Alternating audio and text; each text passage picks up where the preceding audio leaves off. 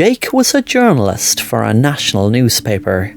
There was a huge news story about the big-shot businessman Matt Rice, who was suspected of killing his wife Irene. He proclaims his innocence, saying that he last saw her going into the small maze in their garden, and he never saw her again. Jake wondered why he didn't even try to concoct some different story that sounded more believable.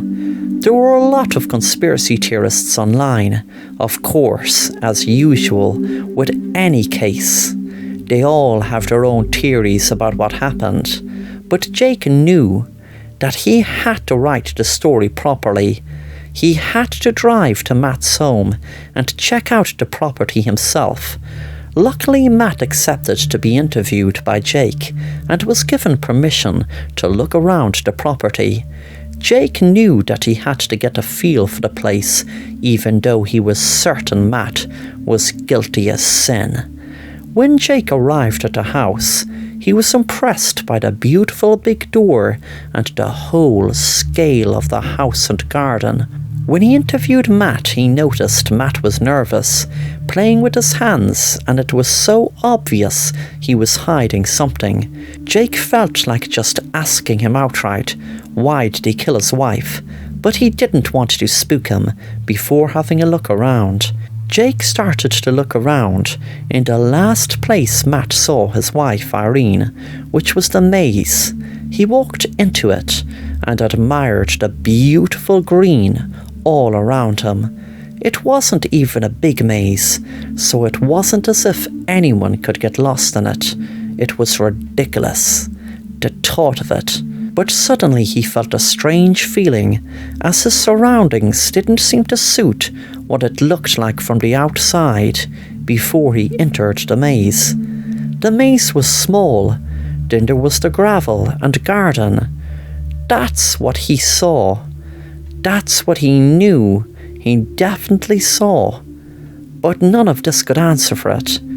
He thought about turning around and going back, but he kept going. He felt a strange unease, so he had to turn back. But when he did, he was shocked to see it was just all a big long forest.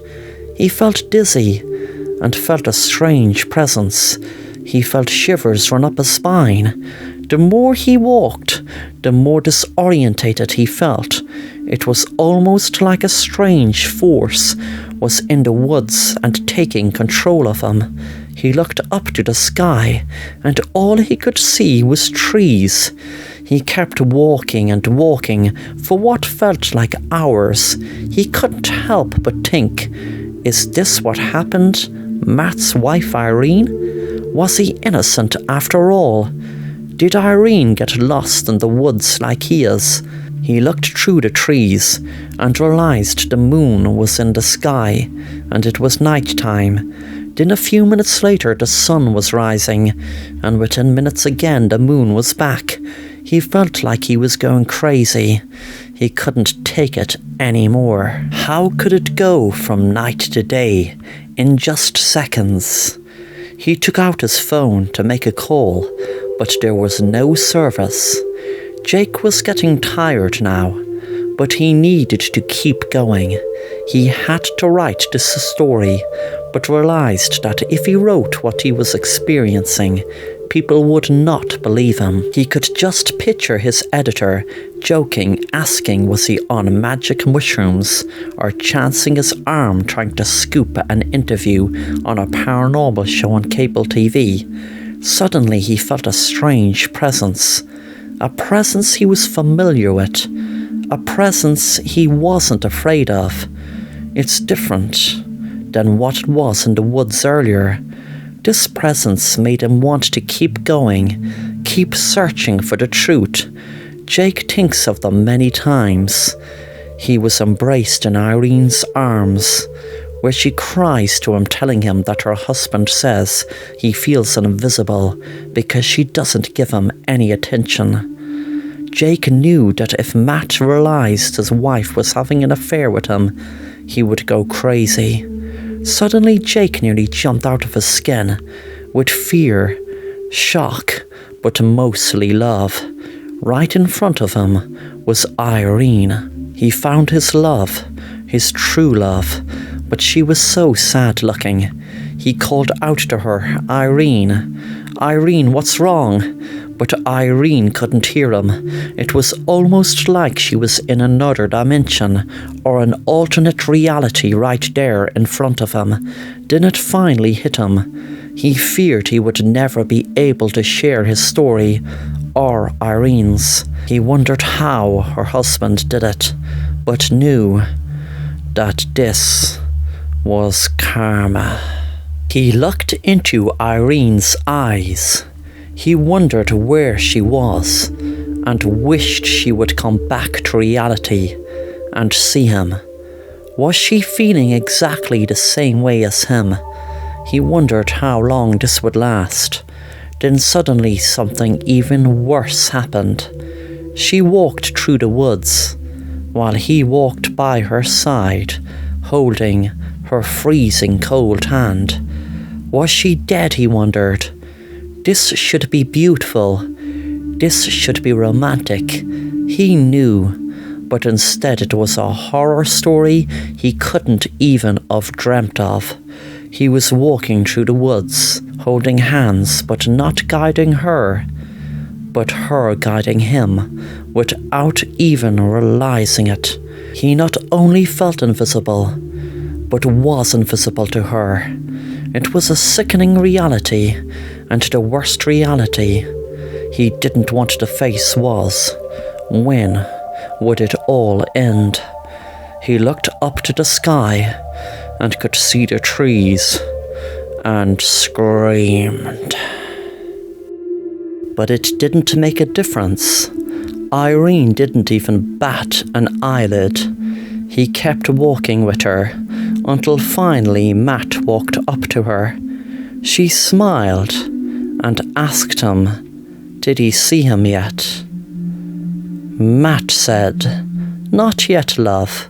It takes a while to them change. He is going through to the other side now, but we won't see him until he has crossed over fully." Jake couldn't believe what he was seeing. Matt said when he sees it through the fog, he will walk up the steps to the other side. That is exactly what happened next.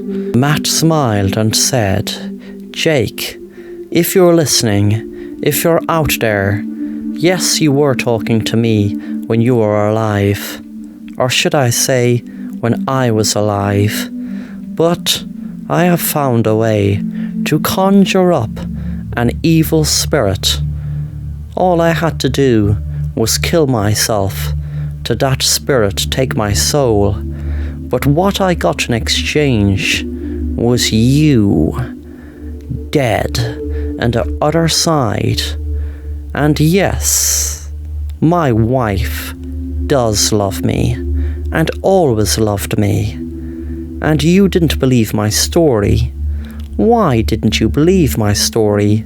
If you did, then none of this would have happened, would it? But then again, the story doesn't end until it's all okay. And if it isn't okay, then it isn't the end.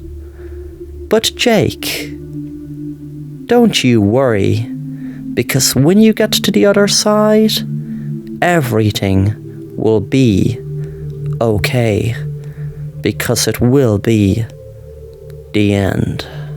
But Jake, when it is the end, just remember, what comes next is the beginning of a new story, and this will be mine. Thanks for watching The Assassin Rapper, and if you want to stay up to date on new content, then please subscribe and be sure to hit the bell to be notified on new content.